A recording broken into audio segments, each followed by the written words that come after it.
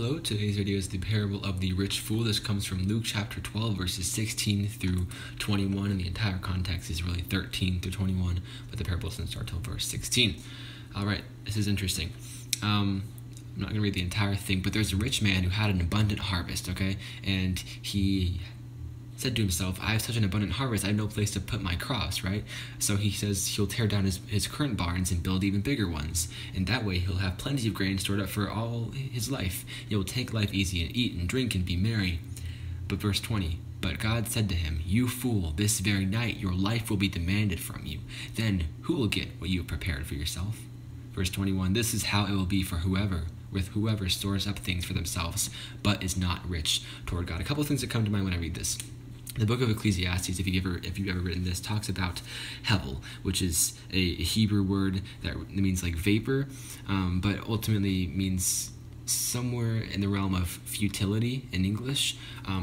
But it talks about you storing up your possessions on earth, and how ultimately it'll just be passed on to the next person. The next person talks about how life is not worthless, but how you shouldn't hold on to life. This also brings up how you should be rich in God and not rich in this earth. As someone put it, by worldly standards, the rich man didn't make a foolish decision. In light of eternity, however, he had neglected to make himself rich in the things that matter to God and would ultimately serve him for eternity. Remember the part of the Bible that talks about being rich toward God and being rich and storing up your possessions, not for this world, but for God. Because if you store up your possessions on earth, moth and vermin destroy, and thieves break in and steal those possessions, right? Not always literally, right? But you get the point.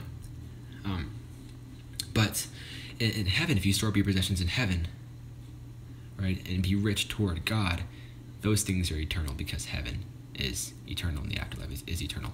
So, although, and this also brings up into question, like, the camel in the eye of the needle, right? It's easier for a camel to go through the eye of a needle than the rich man to enter into the kingdom of heaven. That's another really a story about abundance of possessions and wealth. I'm not sure it applies here, but that's just something to keep in mind as well. So storing up your possessions on earth is not really the best way to go, because these things are only temporary, and all your work that you'll strive for will be passed on to the next person. I'm not saying it's a bad thing, but I'm saying it's not where your primary focus should be. And I'm not saying you should go about life not working hard, not trying at all, because this is all worthless. I'm not saying that's the point. I'm saying your primary focus should be getting rich toward God and not getting rich in this world.